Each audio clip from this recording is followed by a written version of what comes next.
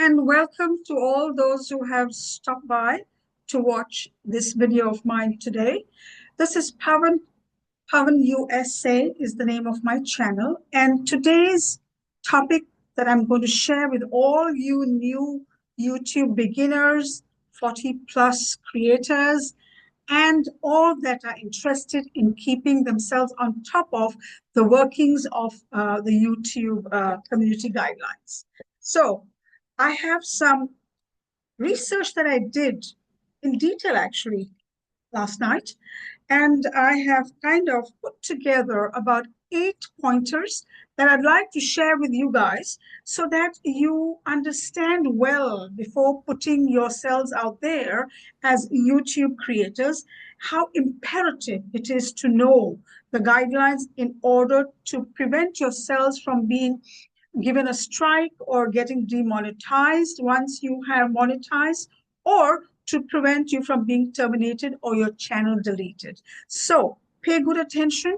And once again, if you think there's of value that came about from this particular vlog, do take the time to hit the share, like, comment, as well as subscribe. So without any further ado, let's move forward in talking about those 8 pointers that I am going to share with you guys. Number one, it's very important you understand that you are no longer going to be given credit for any vlog or video that you are reloading for the second or the third time, something that has already been made, built, and uploaded in the past. Also, you need to very well understand that just because you're not reloading it on your existing channel, and if you think you have you're beating the guidelines by putting out a video that did well, but on another channel that you may have created, no, no, no, no, that will not work either. The algorithm is much smarter than you and me. So let's not play these games, okay? And let's do our due diligence of what is required as per the community guidelines to be able to enjoy the journey in the right manner. So that was number one. No reloading, no copy pasting any other person's content. But there is a little, fair amount of leeway where if you do copy somebody else's content, you are not supposed to be copying and cutting and pasting it just the way as is. I've always mentioned recreate that content, read it, but put it in your own words, in your own way, with your own demonstration, your presentation, your posters, your charts, or your text. You may do that, but cutting and pasting verbatim or exactly the way the other creator has made it is a big error and a good reason for a strike. Okay, that's there. And then moving forward, I'm going to read the next one. That's going to be also sometimes what people are doing is maybe not cutting and pasting the whole content, but some significant part of a clip of a video of someone else's. Please avoid that also. I mean, don't act too smart and think that you will get away with it. And I'm talking a very layman's language here, making it very realistic, making it very honest and genuine. Avoid these shortcuts. And I repeat, add your flair to the content if you're going to take someone's content. Add a vibe of your own style, your own way of sharing it in your presentation, okay? But cutting and pasting exactly and posting it and taking credit, sooner or later, it'll result in a strike, termination, or demonetization. All right? So that's number two. Number three, whoa, this is actually, from my humble understanding, has been stressed by the YouTube community guidelines, is no profanity, a big no, no, no. No F words, no abusive statements, no cuss words of any sorts.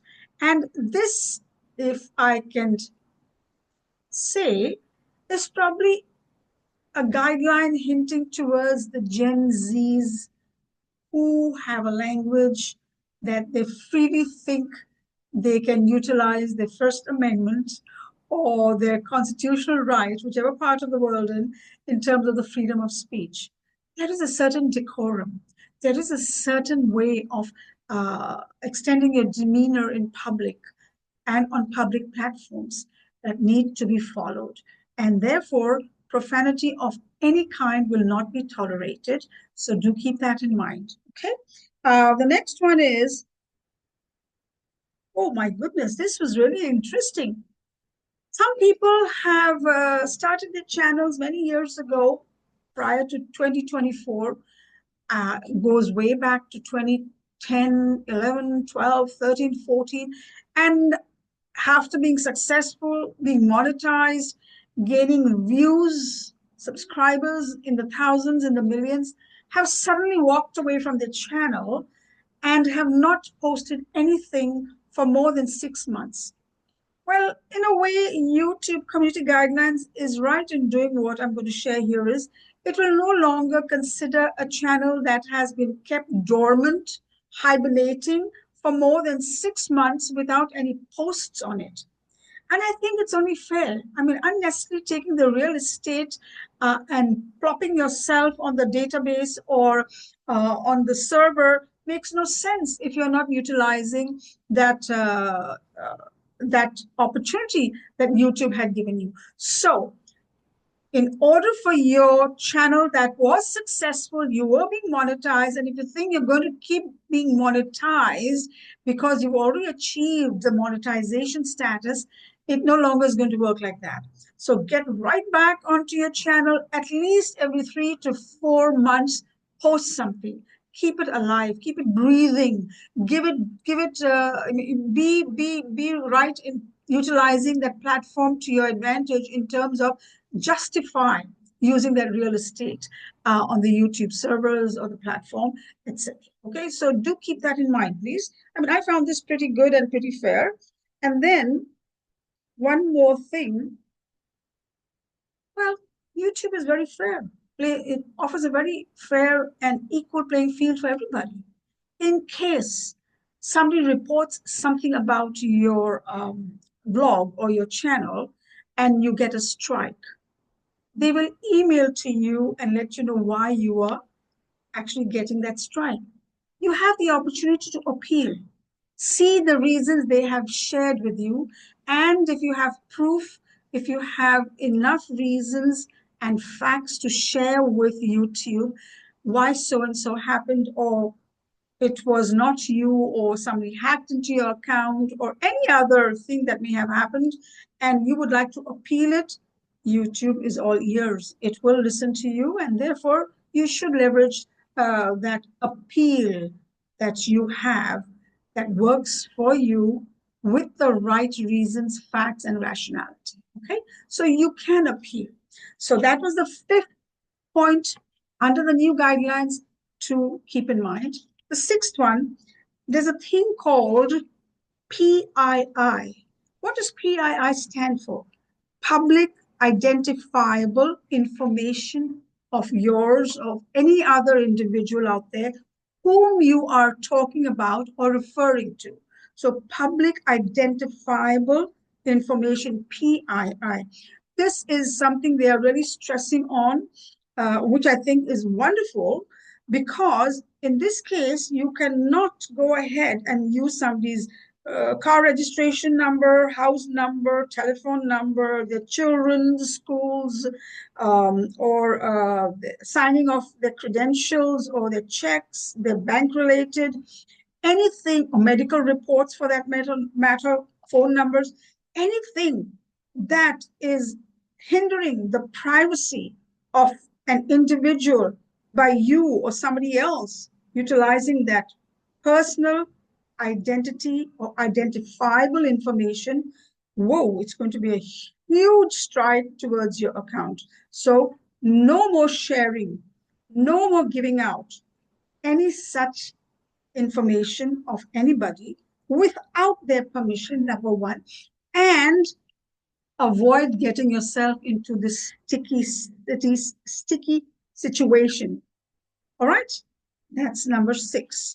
Number 7, I think this is also something that was long needed, Prior to 2024, oftentimes we saw channels where they recreated situations, incidences, which was of privacy, concerns of the person somebody may be taking advantage of. For example, someone's death in an accident on the road, hospitalized, murder, or any unforgiving situation. A person goes ahead and simulates that incident, that situation, and makes a video or a vlog out of it and gains viewers, subscribers, gets monetized, because these enticing situations always grab attention. No? Hence, any such simulation will not be tolerated. It's against the law to begin with, moving forward, according to YouTube's guidelines, community guidelines. So, zero simulation videos, vlogs, shorts, avoid such niches and avoid yourself from getting into trouble. Okay. Prohibiting such content that talks about the deceased, describing their death or violence, etc., etc. All such will be removed and not tolerated. Now, what I've just shared with you, there were 8 pointers to avoid. I hope you took note of it. If not, you could go back and listen once again. And if you think what I have brought to the table has added value to you, to your knowledge, as a new beginner, because beginners tend to make certain errors unintentionally. You could be simulating the death of an animal in your backyard because of an accident. That also is not going to be tolerated. I'm just throwing that out for you to be very clear. There's no distinction between a human situation or an animal. Abusing an animal or simulating an incident that was very painful for that animal, could be somebody's pet, some neighbor's pet, or human rights would come after you for doing that. Therefore, please pay attention to these 8 community guidelines I've shared with you today. It is going to help you in the long run. As a new YouTuber, beginner, digital creator, do bear in mind, such things are not going to be tolerated. You will get strike 1, strike 2, strike 3. Probably after that, your channel will be terminated and you may not be able to join YouTube again if things were really out of hand. Therefore, prevention is better than cure, right? And I will put down the link of this community guideline article in the description.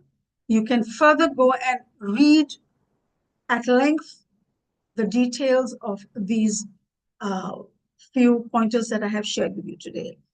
If you liked what I've shared today, do share, subscribe, and thank you for coming by. For all those who are coming for the first time, hope to see you in my next vlog. And for those who have been coming by to enjoy the information I'm sharing, I deeply appreciate it. On that note, have a good day from my neck of the woods. Enjoy the day. Thank you.